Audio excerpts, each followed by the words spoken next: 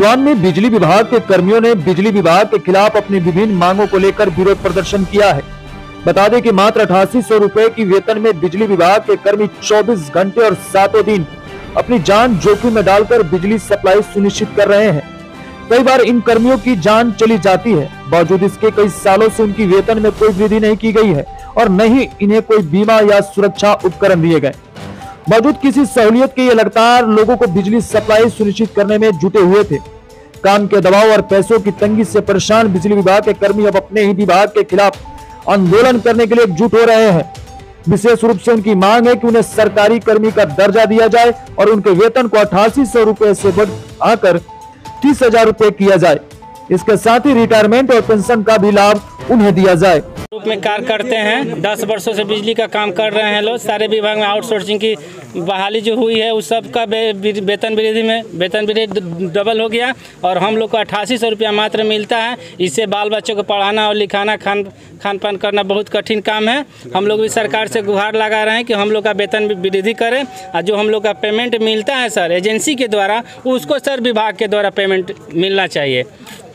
क्या एजेंसी भी इसमें कुछ कमीशन लेती है? जी सर, एजेंसी भी 500 रुपया कमीशन लेती है। 30 दिन हम लोग काम करते हैं और 26 दिन का वेतन दिया जाता है। कर्मचारी है टोटल? हम लोग पूरे बिहार में सर 18,000 कर्मी हैं हम लोग। 18,000 कर्मी का कमीशन 500 रुपया वो कंपनी? हाँ, कंपनी अथी लेता है, एजेंसी लेता है सर, ठेकेदार लेता है। एजेंसी क्या नाम है? औध बिहारी गिरी। औध बिहारी गिरी कंट्रेक्टर है वो, उन्हीं के अंडर में? जी, हम लोग उसी का। प्रमोद कुमार नाम हुआ।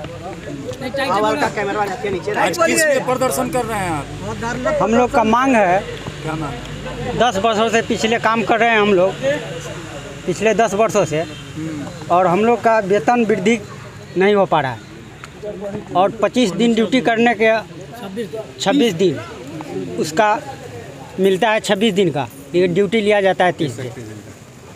तो इसको लेकर कभी आप लोगों ने आवेदन दिया है? जी बिल्कुल, हेडक्वार्टर पटना भी गए हम लोग, धरना किए वहाँ। तो PF लागू हुआ 2016 में, उसके बाद आश्वासन दिया गया चेयरमैन के द्वारा। फिर उसके बाद विधानसभा अध्यक्ष को दिए हम लोग आवेदन। इसके बाद मिले हम लोग डिप्टी CM से, तो डिप्टी CM बोले हमारी महागठबंधन की सरकार बनेगी तो फर्स्ट कलम से आप लोग के दुख दूर होगी। लेकिन क्या हुआ? कुछ नहीं हुआ अभी तक। आश्वासन पर आश्वासन मिला है। हम लोग का 25-30 हज़ार रुपया वृद्धि होना चाहिए। अभी कितना मिलता है? 8800 जी। आगे है आप लोग की? और हम लोग की सरकार से यही मांग है कि हम लोग को 8800 रुपया मिलता है। 30 दिन 24 घंटा हम लोग बिजली सेवा देते हैं, टाउन में काम करते हैं, आने आए तूफान आए फिर भी हम लोग ड्यूटी करते रहते हैं, लेकिन 8800 रुपया हम लोग को सरकार देती है। सरकार से हम लोग को यही मांग है कि हम लोग का समान वेतन, समान कार्य, समान वेतन दिया जाए ताकि हम लोग का पालन पोषण हो सके। 8800 रुपया में कैसे हम लोग को बच्चों को पढ़ाएंगे, अपना घर चलाएंगे? यही हम लोग को देखा जाता है कि कई बार बिजली का काम करते वक्त बिजली कर्मी की मौत भी दुर्घटना हो जाती है। कुछ नहीं होता है, आश्वासन दिया जाता है कि मिलेगा मिलेगा, लेकिन कुछ नहीं मिलता है। हम लोग इसके लिए हम लोग भी करता है, लेकिन उसका लाभ नहीं हुआ। इसके लिए हम लोग कई बार विभाग में भी आवेदन दिए, बोर्ड में भी आवेदन दिए, संसद भवन में भी इसका आवाज़ उठा।